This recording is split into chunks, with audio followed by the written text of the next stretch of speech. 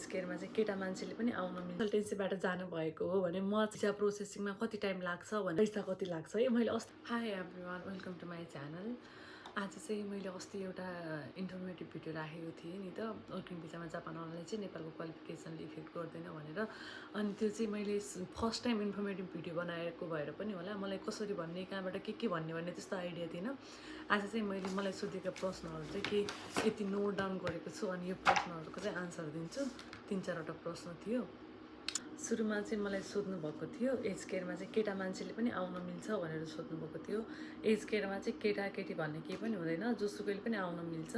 तपाईँ केटा भयो नि, तपाईँले N4 लेभलको इक्जाम र खाइगोको इक्जाम पास गर्नुभयो, खाइगो भनेको एज केयरको नेपाल र जापानिज ल्याङ्ग्वेजको इक्जाम पास गर्नुभयो भने चाहिँ तपाईँले आउन सक्नुहुन्छ। केटाकेटी भन्ने जेन्डरली केही पनि फरक पर्दैन। तपाईँहरू आउन सक्नुहुन्छ, केटा भयो भने आउन सक्नुहुन्छ, केटी भयो भने मजाले आउन सक्नुहुन्छ। जेन्डरली केही पनि फरक पर्दैन।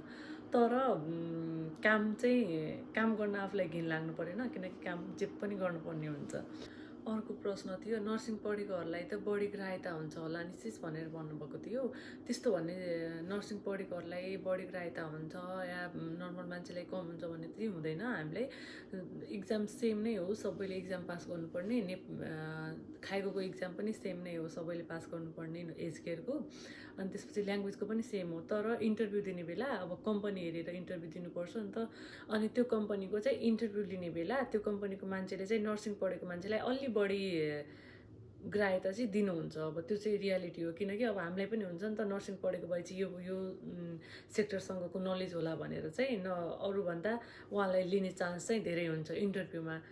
तर त्यस्तो नर्सिङ पढेकोलाई धेरै हुन्छ भने चाहिँ हुँदैन। अब कुनै कम्पनीले अब नर्सिङ पढेको छ होइन, नर्मल मान्छेलाई नै दिनुपर्छ भनेर यत्तिकै लिइराख्नु भएको हुन्छ। तर सबैलाई लिनुहुन्छ कम्पनीले, नलिने भन्ने त हुँदैन। तर तपाईँ जसरी एउटा म छु, मैले नर्सिङ पढेको छैन होइन, मेरो साथीले चाहिँ नर्सिङ पढेको छ, हामी दुईजनाको सँगै इन्टरभ्यू भयो। तर कम्पनीलाई एकजना मात्रै मान्छे चाहिएको छ भने चाहिँ अभियसली मेरो साथीलाई लिने भयो नि त। मेरो साथीको त नर्सिङ छ, मसँग त नर्सिङको लाइसेन्स छैन। त्यस्तोमा चाहिँ अलिकति हुन्छ होइन, तलमाथि। तर 4जना नै नर्सिङ नपढेको हुनुहुन्छ र कम्पनीलाई 2-3जना मान्छे चाहिएको छ या 4जना चाहिएको छ भने 4जना नै लिनुहुन्छ। कुनै कम्पनीमा त अझै होइन 3जना चाहिएको छ भन्छ, इन्टरभ्यूमा 5जना राख्यो भने उसले 5जना नै लिइदिन्छ क्या। अब त्यो कम्पनी हेरेर हुन्छ होइन, मान्छे अब इन्टरभ्यू गर्ने मान्छेहरू कस्तो हुन्छ, उहाँहरूलाई कस्तो आफ्नो यो पर्सनालिटीले अट्र्याक्ट गर्छ भन्ने कुरामा डिपेन्ड पर्छ नि त। अब कन्फिडेन्टली बोल्न सक्यो भने त अब त्यो नर्सिङसँग त केही मतलबै भएन नि त। खासमा चाहिने भनेको त ल्याङ्ग्वेज हो, कम्युनिकेसन गर्ने हो नि त। कम्युनिकेसनमा तपाईँको राम्रो छ, तपाईँले कन्फिडेन्सका साथ बोल्न सक्नुहुन्छ भने चाहिँ तपाईँले अभियसली लिनुहुन्छ क्या। त्यस्तो फरक पर्दैन, नर्सिङ पढेकोले पनि त्यस्तो नपढेकोले पनि केही पनि फरक पर्दैन खासै। अनि अर्को प्रश्न भनेको पैसा कति लाग्छ है। मैले अस्तिकै भिडियोमा यो राखिदिनु पर्ने, अनि पछि मलाई कस्तो भइरहेको थियो, किन नराखेछु जस्तो फिल भइरहेको थियो। त्यही पनि मैले 2 मिनटको मात्रै भिडियो बनाएको थिएँ। अनि पैसा कति लाग्छ भन्ने चाहिँ अब कन्सल्टेन्सीमा डिपेन्ड पर्छ होइन। लकिली मैले आएको कन्सल्टेन्सी चाहिँ राम्रो छ होइन, राम्रो थियो होइन, राम्रो छ। अझै पनि उहाँहरूले गरिराख्नु भयो। उहाँहरूले चाहिँ अब कन्सल्टेन्सी चार्जहरू त्यस्तो लिनुहुन्न, तर मन्थली चाहिँ पे गर्नुपर्छ होइन। मन्थली फी जस्तै भनौँ होइन, मन्थली पहिला चाहिँ 4000 थियो हामी पढ्ने बेला 2 वर्ष अगाडि, अहिले चाहिँ 6000 भएको छ अरे है मैले सुनेको। तपाईँ जाने बेलासम्म 8000 हुन्छ कि हुँदैन मलाई त्यो पनि थाहा छैन। तर मन्थली पे गर्नुपर्छ, मन्थली 6000 पे गर्नुपर्छ। तर आउने बेला चाहिँ उहाँहरूको त्यो कन्सल्टेन्सीको रुल नै फ्री भिजा फ्री टिकट भन्ने हुन्छ। भिजा पनि फ्री हुन्छ, टिकट पनि फ्री हुन्छ। तर कुनै कम्पनीहरूले चाहिँ टिकट दिँदैन, अनि आफूले टिकट काट्नुपर्ने पनि हुन्छ होइन। तर तपाईँले आफूले टिकट काट्नुभयो भने टिकटको मात्रै पैसा लाग्छ।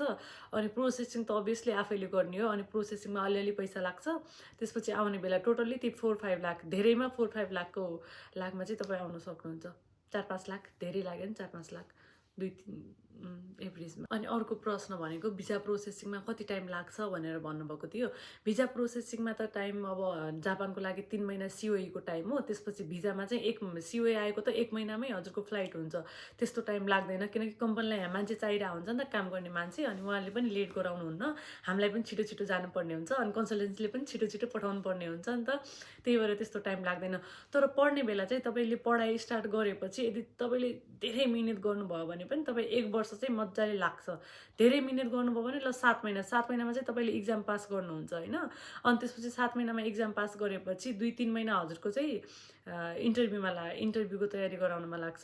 मैले आएको कन्सल्टेन्सीको कुरा गर्ने हो भने चाहिँ उहाँहरूले चाहिँ इन्टरभ्यू पनि आफैले तयारी गराउनुहुन्छ। इन्टरभ्यूको लागि जापानिज सेन्से हुनुहुन्छ, उहाँले जापानिज सेन्सेले नै पढाउनुहुन्छ। अनि इन्टरभ्यूको क्लासहरूमा चाहिँ 2-3 चोटि मतलब दिनमा चाहिँ 2 चोटि 2-2 घन्टा गरेर 2 चोटि 4-4 घन्टा पढाएर नि उहाँले पास गराउने हिसाबमै पढाउनुहुन्छ कि जापानिज ल्याङ्ग्वेजको।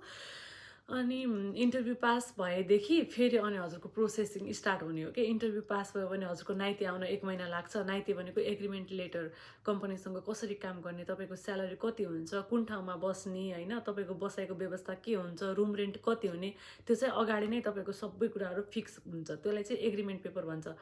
हजुरहरूले इन्टरभ्यू पास गरिसकेपछि पनि एग्रिमेन्ट पेपर हजुरलाई मन परेन या हजुरको स्यालेरीहरू चित्त बुझेन, बस्ने ठाउँहरू चित्त बुझेन या केही कुरामा हजुरले चित्त बुझेन भने हजुरले क्यान्सल गर्न पाउनुहुन्छ। म अर्कोमा इन्टरभ्यू दिन्छु, यसमा चाहिँ इन्टरभ्यू दिँदैन भन्न पनि पाउनुहुन्छ।